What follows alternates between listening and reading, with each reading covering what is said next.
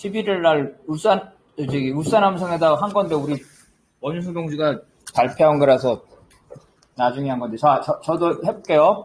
제목 중동과 우크라이나에서 난민을 양상하는 미국과 나토의 전쟁 정책에 반발했다는 거죠.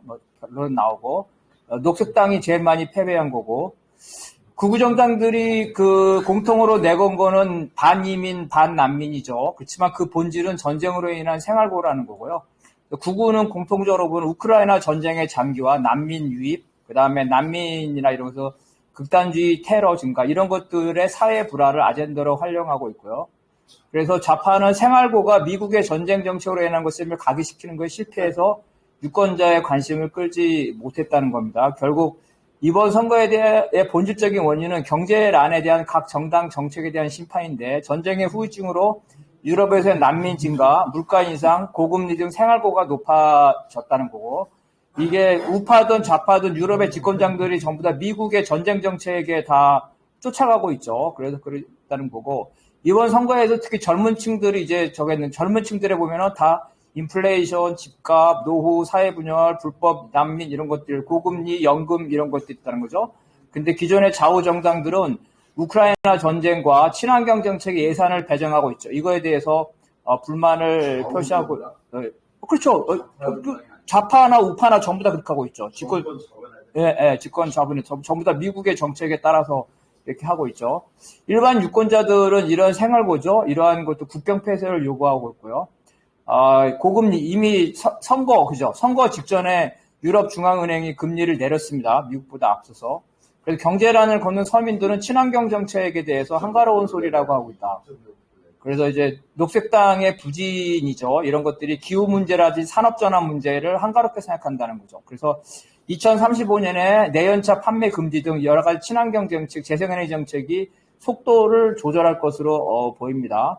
러시아 에너지 수입 중단으로 엄청난 그 에너지 가격이 치솟았죠. 그래서 그렇다면 대안이 없지 않습니까? 그래서 원자력 발전소로 다시 논의되고 있는 거고 농민들이 친환경 정책에 대한 항의와 집회를 계속하고 있는 거고 그래서 이러한 게 이제 국내 선거에 반영이 되면 이탈리아에 의해서 프랑스와 독일에도 극우 세력이 집권한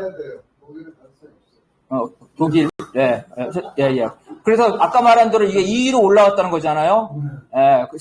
국내 총선에서는 제3정당인데 요번에 2위로 올라왔다는 거고. 그래서 전반적으로 보면은 미국의 전쟁 정책과 거기에 따라가는 유럽 공동체나 나토나 이거에 대해서 이제 그들이 이제 문제 제기를 쭉 하고 있습니다. 그래서 유럽의 민심이 이제 미국과 중동에서 이미 난민이 엄청나게 왔었죠. 그래서 미국으로부터의 거리두기, 미국을 따르는 나토와 유럽연합에 대한 실망 이런 것들이 이제 기조가 있는 거고. 그래서 유럽에서 이제 독자 노선, 미국으로부터 좀 멀어지기 이런 것들이 갖고 있고. 극우들의 상당수가 이제 그 우크라이나 전쟁과 그거에 대해 지원에 의해서 비판을 하고 있고, 러시아와 중국과도 상대적으로, 좀 더 유연한 관점을 가지고 있습니다. 그리고 EU 국방비를 증가시키려는 미국의 정책에도 이제 그 저항을 하고 있고, 그래서 이후에, 러시아 우크라이나 전쟁뿐만 아니라 미중 경제전쟁에서도 일방적으로 지금 미국의 편에 서고 있는데, 사안별로 중국과 협력하는 등 유럽의 독자적 이익을 추구해서 독자 노선을 가질 수가 있고 이럴 경우에 미국이 계속해서 유럽연합과 나토의 미국식의 정책이죠. 전쟁은 미국이 중동하고 우크라이나에 일으켰는데 그 피해는 유럽이 다 보고 있죠. 물가부터 해가지고 난민부터. 이거에 대한 민중들의 불만이 많은 거고 그들이 바로 이거를 이제 치고 들어간 거죠. 그래서 미국이 이런 유럽 공동체를 현재 위기로 몰고 가고 있다는 그래서 문제는 이제 미국의 전쟁 정책 반대, 난민 유입 반대라는 민중들의 주장이 극우가 많이 이걸 극우로 평가하고 있다는 거죠. 저는 좀 그거에 대해서는 다르게 생각합니다. 일반적인 이주에 대한 거는 모르겠지만 그게 아니라 미국의 중동과 우크라이나에서의 전쟁으로 인한 대규모 난민 이런 부분을 이걸 반대하는 거를 극우로 하기는 좀 어렵다는 거죠. 유럽의 좌파들도 일반적인 이주 반대와 전쟁으로 인한 난민 반대 폭증을 구별하지 못하고 이걸 극우적으로 하면 유권자의 정서를 잃지 못했다고 제가 이제 판단하는 겁니다.